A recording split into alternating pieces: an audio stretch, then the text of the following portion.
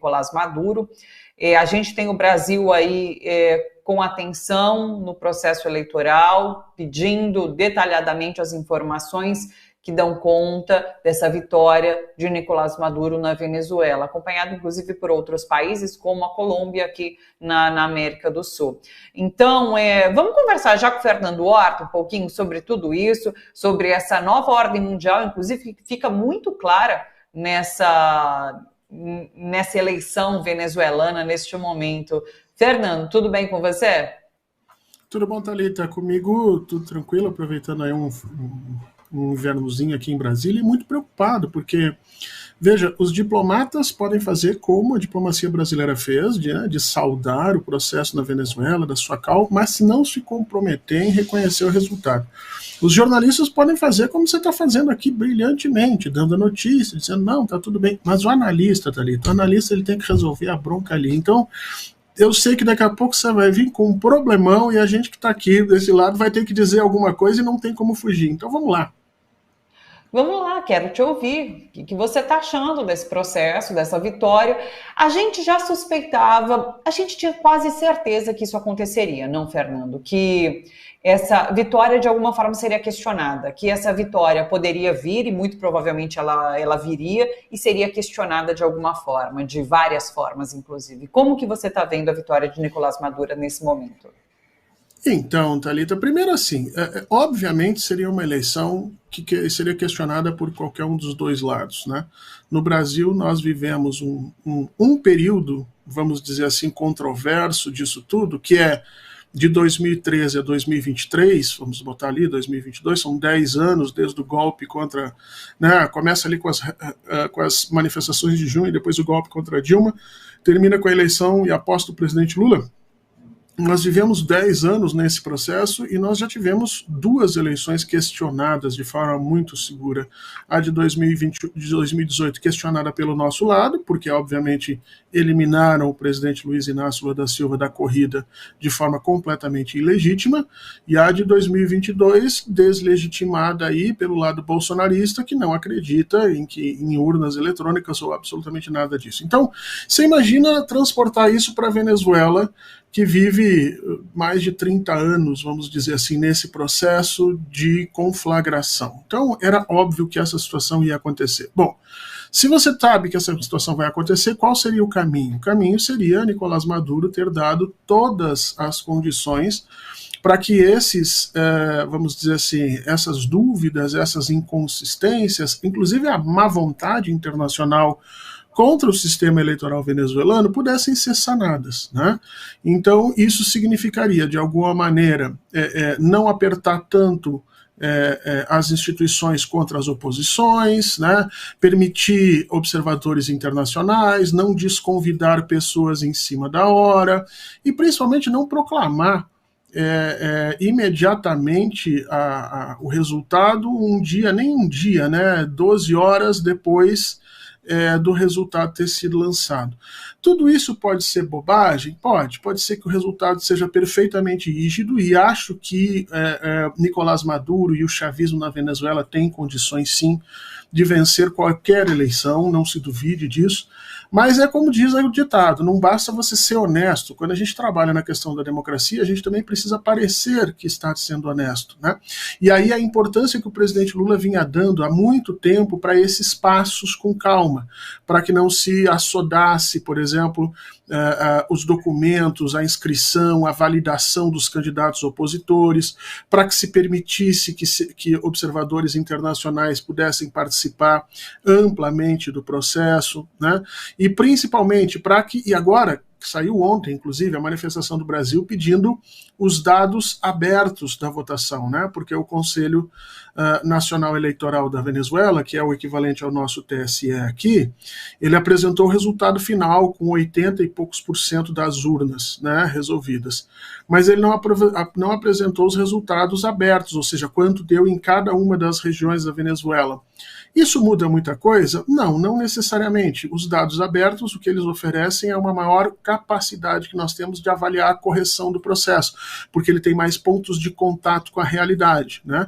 E enquanto o Maduro não oferecer esse tipo de situação, nós vamos ter pessoas no mundo inteiro desconfiadas nesse negócio. Veja que o presidente do Chile, por exemplo, já declarou que não acredita nesse processo. O presidente do Chile, que é de esquerda, né, e que teria também que ter sido convidado de antemão pelo Maduro para verificar, mesmo que você não goste dele, ache que ele é uma figura disruptiva na esquerda, não tem problema, mas aqui trata-se de conseguir legitimidade internacional para um processo bastante complicado. Agora, dito tudo isso, Thalita, a gente tem que saber o seguinte: a direita venezuelana, ela é inúmeras vezes mais violenta do que a direita brasileira.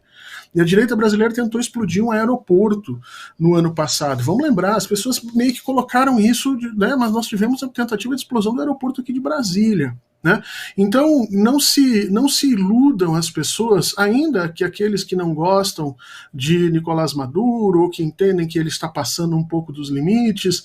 A oposição na Venezuela é muitas vezes pior do que isso. Ela já explodiu prédios em Caracas com helicópteros e mísseis, para você ter uma ideia, né? Então, infelizmente, nós ficamos de mãos atadas, Thalita, porque no final das contas, quem vai terminar com esse processo todo vai ser o Brasil, é o presidente Lula que vai dizer aceito ou não aceito, e eu não sei se hoje o chanceler Celso Amorim tem as informações suficientes e necessárias para chegar e dizer esse é um pleito que pode ser confiado e vamos apoiar, ou não, esse é um pleito que não funcionou e vamos ter que pedir outro. Eu não sei se ele tem. Então a gente está numa sinuca de bico.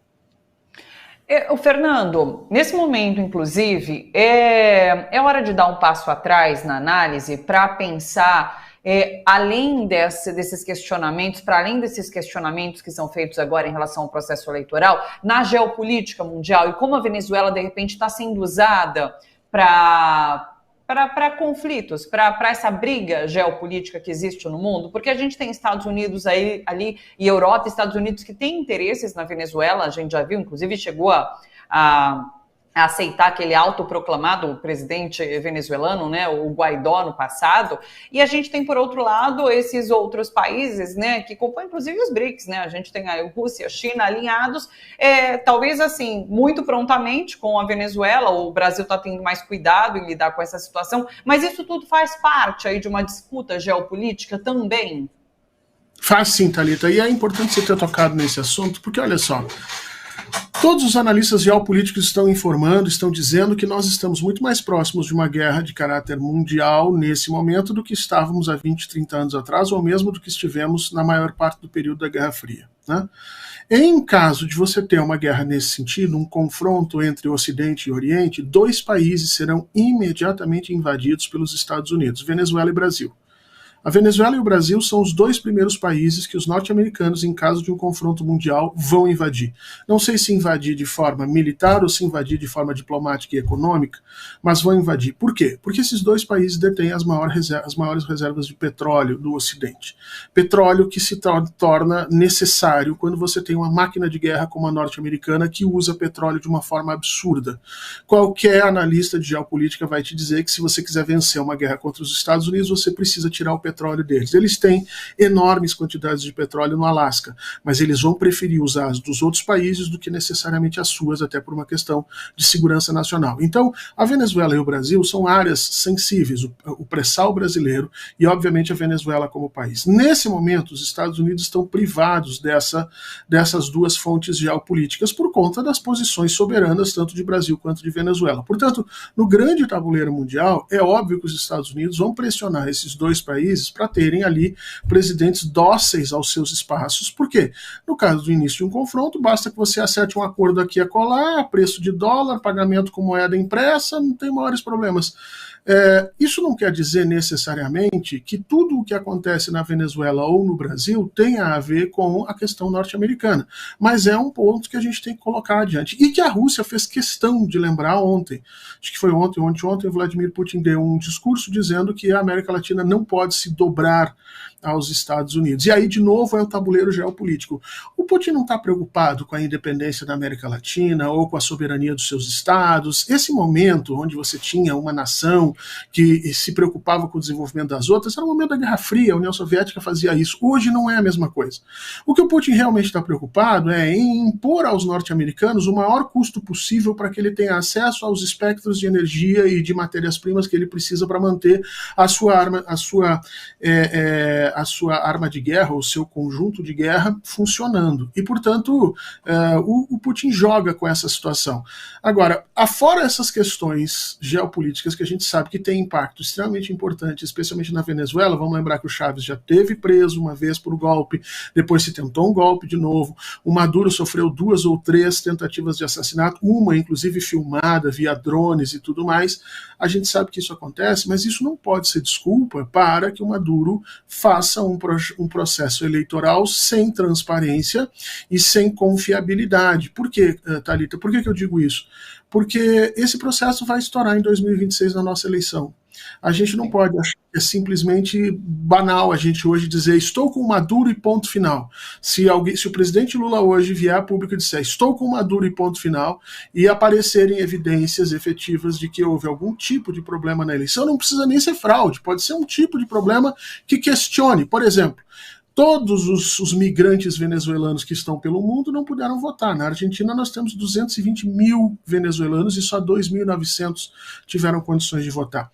Ah, mas isso está na lei. Não, concordo, está na lei. Mas, de novo, são aqueles pequenos pontos que vão trazendo inconsistências e que o governo venezuelano deveria vir a público e dizer trabalhamos dessa forma por conta disso, disso, disso. Se o Brasil acatar esse resultado, é um casamento, Thalita, entendeu? Nós vamos com Maduro até 2026 e eu não sei como é que isso vai funcionar lá adiante na nossa eleição. O Brasil está numa saia justa, portanto. Qual a expectativa em relação ao comportamento do Brasil? Olha, eu acho que o Brasil deve pedir esses dados desagregados, eu acho que o Brasil não vai ser o primeiro a reconhecer, o que já é ruim, porque o Maduro precisaria ter trabalhado com o Brasil, com o Chile, com a Colômbia, né, para que houvesse esse reconhecimento de imediato da América Latina, porque isso ajudaria aos norte-americanos a tomarem uma decisão que em meio à campanha eleitoral deles também é muito custosa. Se o Joe Biden hoje assumir e reconhecer Maduro, ele pode prejudicar a campanha da Kamala Harris lá, né? A própria Kamala Harris deu uma decisão, fez uma manifestação, inclusive ontem, à frente do próprio Biden, dizendo que saudava a tranquilidade, a calma com que o processo tinha sido colocado. Então, o Maduro tem que entender que todos esses líderes internacionais estão dando deixas para que ele venha e se mostre como um líder democrático que é. Veja só, Thalita, o fato dele ter medo de perder a eleição joga a favor da ideia de que a eleição é democrática. Porque em ditaduras, o ditador não tem medo de perder a eleição, Thalita. No Brasil, de 64 a 85, não tinha general com medo de perder nada. Eles não perdiam um minuto de sono antes das eleições. Então, assim, tudo foi construído para que o Maduro pudesse consolidar uma legitimidade internacional sobre isso. Mas aí ele vem fazendo algumas coisas que realmente impressionam, atacar a justiça eleitoral brasileira, atacar a eleição norte-americana, né, desconvidar o Alberto Fernandes para observador internacional, em última instância acabar, né, vamos dizer assim, proclamando a sua vitória em menos de 12 horas depois do resultado das urnas, sem a demonstração dos dados abertos. Esses são pequenos passos que podem ser simplesmente justificados como, olha, nós estamos enfrentando um avanço do imperialismo, tem tropas querendo nos dar o golpe, nós precisamos ter unidade? Pode. Mas também podia ter sido feito de uma forma mais pensada, mais organizada, estratégica, para dar essa condição de legitimidade, até para que o Brasil se tornasse um aliado de primeira hora e não um convidado, vamos dizer assim, meio forçado para uma festa em que a gente não sabe muito bem quem mais está conosco ou quem não está. Como eu disse na abertura do programa, a gente está acompanhando imagens ao vivo dessa cerimônia de proclamação de vitória de Nicolás Maduro como presidente da Venezuela. Vamos ouvir um trechinho, eu já volto com o Fernando para a gente continuar comentando então o processo eleitoral ali na Venezuela. Sobe o som para a gente, Du. Contra el pueblo de Venezuela, contra el movimiento bolivariano. Vamos a montarnos en eso con fuerza. Fíjense que yo rompí el baneo Yo rompí el baneo. ¿Cómo lo rompí? Con el meneo. Por ejemplo, yo voy a decir esto y estoy seguro que ahí mismo me van a censurar. Ahí mismo. Ya va, que me llegan 200 mensajes, mira. 200 mensajes. Ele já está há um bom tempinho falando, inclusive, já dura mais de meia horinha, uns 20, 25 minutos esse discurso, então, de Nicolás Maduro, e ele vem fazendo críticas a quem está questionando todo esse processo eleitoral e a vitória de Nicolás Maduro na Venezuela.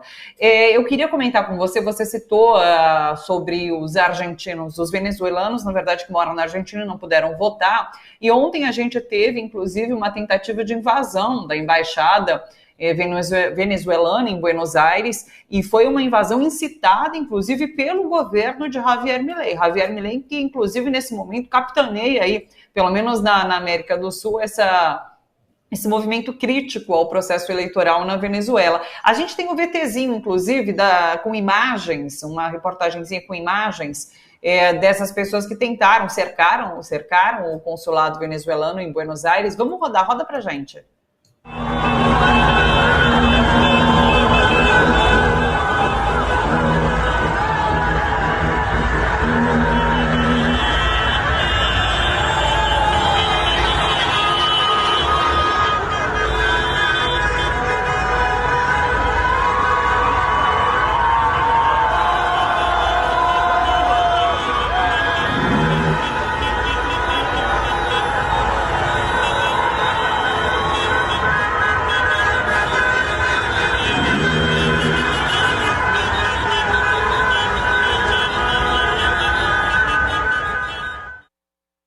Muita gente cercando realmente ali a embaixada venezuelana em Buenos Aires.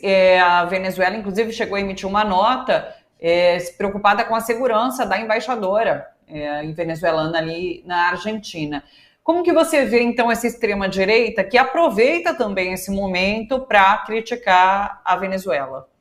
Isso, é isso que deveria ter sido pensado antes para que nós tivéssemos um processo de votação mais transparente para que essas coisas não viessem a acontecer. É um risco muito grande hoje para o corpo diplomático venezuelano, estando especialmente na Argentina, uma irresponsabilidade brutal do Milei, que deveria ser imediatamente, inclusive, questionado por países como Chile, como Colômbia, como o próprio Brasil, se esses países tivessem plena certeza no processo eleitoral que tinha ali estabelecido, né? Então, a gente tem que entender exatamente isso nesse momento. Quando se trabalha no sistema internacional, tem que se trabalhar com a ideia de legitimidade, né? Quem tem legitimidade hoje para dizer o que está acontecendo na Venezuela? É óbvio que o Maduro está aí há um bom tempo defendendo retoricamente todo o processo, a sua situação, e isso é legítimo, e era óbvio que ele ia fazer. Mas a questão é que, do ponto de vista internacional, ele precisa dar segurança para que os seus apoiadores, os seus parceiros, tenham certeza de que as informações ali postadas estão acima da mera discussão política, né? E obviamente que isso se torna tremendamente perigoso. Muita gente dizendo assim, não, mas quem está tentando invadir a embaixada da Venezuela são venezuelanos, tu pode ver ali que tem as bandeiras.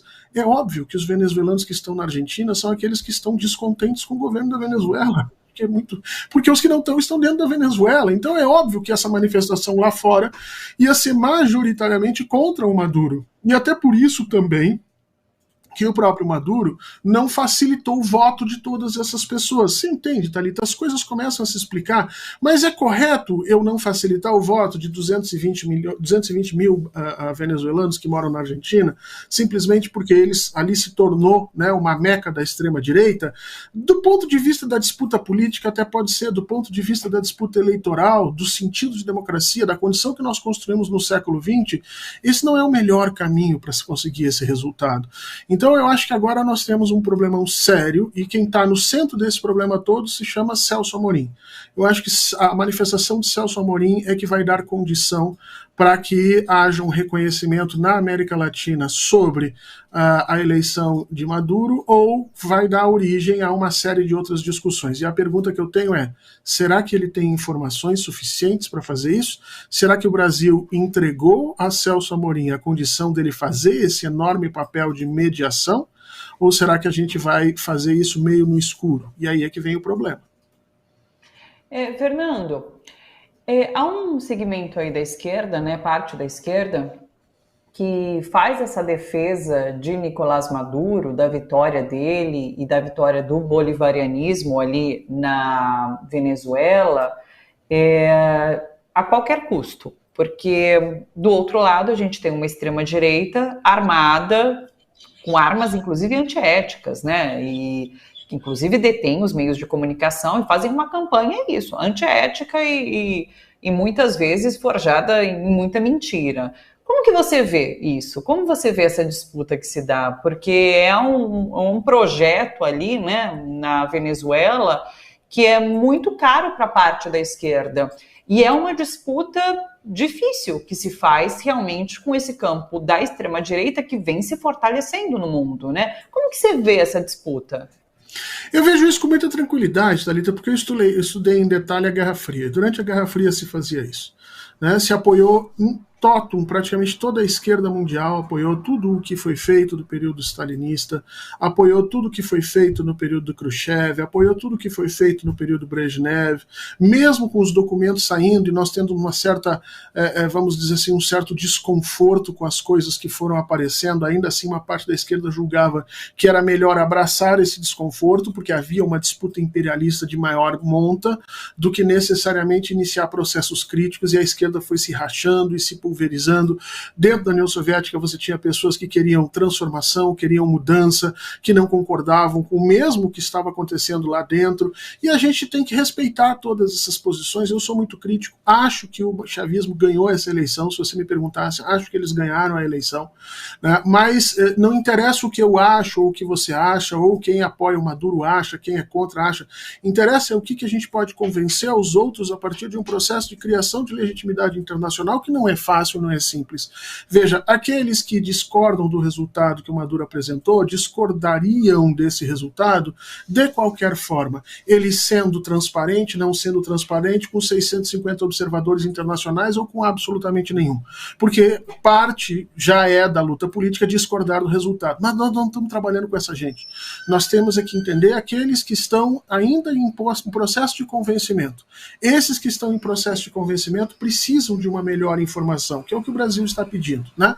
Que apresente-se os dados abertos de cada uma das sessões, de cada uma das urnas, como é feito, por exemplo, no Brasil, né? No Brasil termina a eleição, cada uma das urnas fecha lá, envia os seus dados, faz a impressão do boletim, e tão logo seja liberado, se coloca o boletim na frente da urna com o número de votos que cada candidato teve lá dentro, e qualquer um pode ir lá e observar isso. Esses dados, ao serem discriminados, ao serem abertos, transparentes, eles contribuem para o processo total, né? Aquilo que o Maduro disse que o Brasil não tinha, que era uma auditoria sobre as nossas eleições. Nós fazemos essa auditoria em tempo real o tempo inteiro, em cada uma das fases, né? Então essas coisas contribuem para elevar o nível de confiança. As pessoas que estão apoiando o Maduro têm razões exatamente para apoiar, e não tiro nenhuma delas. As pessoas que estão questionando também têm razões para isso, e nem sempre, Thalita, no mundo a gente vai ter um problema com uma solução clara, e esse é um exemplo dessa situação. Era preciso ter trabalhado contra isso antes. Era preciso que o Maduro tivesse construído uma estratégia de legitimação eleitoral mais vigorosa anterior, que tivesse trabalhado melhor com o Brasil, trabalhado melhor com o Chile, trabalhado melhor com Colômbia, trabalhado melhor com Bolívia, que são os países que eles precisam, para que nesse primeiro momento todos estivessem em conjunto, cientes e seguros dos dados que foram apresentados, e dizer, Nicolás Maduro é o presidente e nós vamos encarar isso contra o que vier. Do jeito que está, a coisa está muito estranha e pode gerar mais violência. Aliás, a oposição está ameaçando com essa violência, e o Milei na Argentina vai ficar exultante com tudo isso. Puxa vida. A gente segue acompanhando, é claro, essa proclamação inclusive segue acontecendo ao vivo, com o Nicolás Maduro fazendo um discurso aí agora, já proclamado presidente reeleito da Venezuela. Fernando, pontos altos da semana, para onde você chama a atenção? Eu queria chamar a atenção para o discurso que o presidente fez ontem e os resultados que isso pode acontecer ao longo da semana. O presidente ontem veio a público e praticamente declarou guerra a essa disputa de informação que está rolando, né? Nós vimos um ataque brutal na semana anterior com relação ao ministro Fernando Haddad, um ataque que saiu, inclusive, dos limites do território brasileiro, foi parar na Madison Square Garden e tudo mais, e o presidente resolveu dizer, não vai acontecer um novo 2013 durante o meu governo. Porque o principal sentido, né, de explicação para 2013 que o presidente tem na cabeça é exatamente a falta de comunicação. E aí ele usou aquela ferramenta que ele tem à disposição de forma imediata, inclusive parecendo aquelas campanhas que a gente viveu nos anos 90 e 80, né, da forma mais comum possível, mas trazendo os dados que importam sobre o seu governo e dizendo, olha, o meu governo está aqui, vamos discutir com isso. Isso é uma declaração de guerra contra a mentira, contra a falsidade que está sendo colocada lá. Vai ser bem aceita pelo mercado? Vai ser bem aceita pelo Congresso, pelos parlamentares? Não sei. Leva vantagem nesse momento que o parlamento está em recesso e, portanto, não pode fazer muita coisa agora, mas eu acho que tão logo ele retorne, muita gente vai questionar essa manifestação do presidente, porque havia um acordo tácito desde o período do FHC de não se utilizar as cadeias, né, de rádio e televisão, que o presidente pode chamar a qualquer momento, para fazer impulsionamento eleitoral do seu governo, ou impulsionamento político do seu governo. E algumas vozes já estão dizendo que o o presidente Lula fez foi isso, foi campanha eleitoral. O presidente construiu o início do discurso e o final do discurso para mostrar que não era isso. Ele veio prestar contas e no final ele chama atenção para dar sorte à equipe olímpica brasileira. Então ele tem meios para se defender. Mas de qualquer forma, Thalita, a campanha eleitoral de 2026 já começou. E fico muito feliz que o presidente tenha levantado e ter dito, não vou ficar apanhando em silêncio, vamos ver como é que isso termina agora com relação a toda essa confusão, como é que o mercado e os grandes analistas brasileiros vão se colocar, né?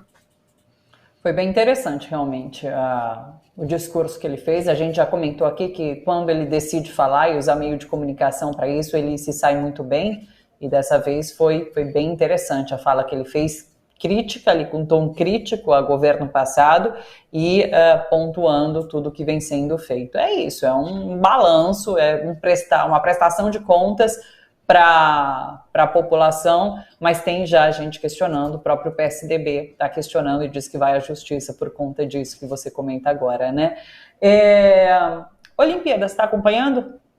Estou acompanhando e mais uma confusão na Olimpíadas pra gente, né? A denúncia agora que a nadadora brasileira está fazendo, expulsa da Olimpíada por conta de má conduta, e agora ela vem a público dizer que não é má conduta, que ela já tinha denunciado assédio. Nós caímos de novo naquele problema que todas as mulheres conhecem tão bem, né? Não receber a confiança quando o assédio foi denunciado, mas que nós também já temos hoje uma quantidade grande de exemplos de mulheres que se valem dessa condição para tentar prejudicar outras pessoas. Nós vimos recentemente, né, o processo da Amber Heard nos Estados Unidos. Então, o Brasil é dragado para dentro disso novamente e todo mundo perde com isso, porque se a denúncia que ela fez for correta, ela vai abrir as vísceras de todo o Comitê Olímpico Brasileiro para uma situação que precisa ser investigada e o governo não vai poder fugir dessa situação.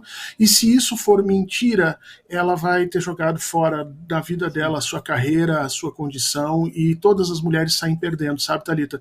Porque quando uma mulher declara que de alguma maneira foi violentada e não foi ouvida, e o que ela denuncia é mentira, ela prejudica toda a cadeia de mulheres que são violentadas ao longo do tempo e que se mantêm caladas. Então, para ela pode parecer pouca coisa, mas para aquela menina de 14, 15 anos, negra, periférica, que está querendo se fazer ouvir pela família, isso pode ter um impacto muito grande. E as Olimpíadas não deveriam ser esse espaço. Se realmente ela estava preocupada com isso e essas denúncias foram efetivamente ignoradas, ela devia ter chamado isso antes e não colocado a situação nesse ponto. Agora, tudo tem que ser investigado, tudo tem que ser colocado às limpas. Não podemos ficar mais acreditando e acobertando que ou as mulheres estão mentindo e elas não foram violentadas, ou então que tudo o que a mulher afirma ela é imediatamente verdade e nós precisamos ir atrás. Nós precisamos ter um certo cuidado com isso, e o Brasil, de novo, às voltas com esse problema.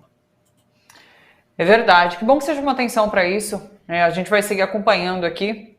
A gente até colocou aqui as imagens das medalhas que o Brasil ganhou e tal. A gente comemora, é claro, mas precisamos chamar atenção para situações como essa, e acompanhar de muito perto essa denúncia, como você disse. Ou é o fim da carreira da nadadora, ou a gente precisa saber do que se trata melhor e abrir uma investigação em relação a tudo isso. Horta, sempre muito bom te ter por aqui, viu? Muito obrigada por mais essa semana, uma ótima semana para você por aí, um beijo, até segunda. Obrigado, Thalita, um beijo para todo mundo e vamos continuar acompanhando as Olimpíadas. Não está muito bom para a gente, mas a gente tem sempre esperança, né? Enquanto tiver gente correndo, sangue, suor ali, a gente tem esperança de ganhar. A gente está perdendo feio para os japoneses, né? Credo! A gente está perdendo em alguns lugares que a gente tinha certo que as medalhas eram nossas, mas isso é do esporte. Muitas vezes a pessoa naquele dia não está bem, acontece alguma coisa. Ontem, por exemplo, chocou o mundo a imagem da lutadora japonesa, que vamos dizer assim, a melhor da categoria, a mais importante no Japão, e o quanto ela ficou se cobrando. Então, esporte de alto nível é isso, sabe, Thalita? Às vezes a gente vê aquelas meninas, aqueles rapazes lá, e acha que tudo é maravilhoso para eles. Não, é muita dor, muita frustração, muito desespero, muita pressão. Então, se você está assistindo a Olimpíada, torça, vibre, e quando não der, reconheça que a pessoa fez o melhor possível para estar lá, e só para isso já está valendo.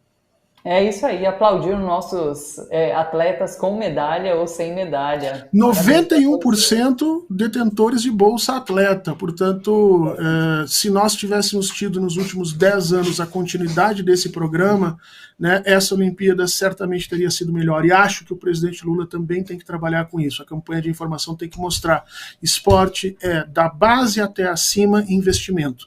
Não adianta, faltando um ano para a Olimpíada, você derrubar um caminhão de dinheiro lá dentro, porque os campeões não são feitos. E o que foi feito pelos governos Temer e Bolsonaro vai aos pouquinhos aparecendo, mas é um crime contra a nação, e o esporte sabe disso. Perfeito. Beijo, Fernando. Boa semana. Beijo.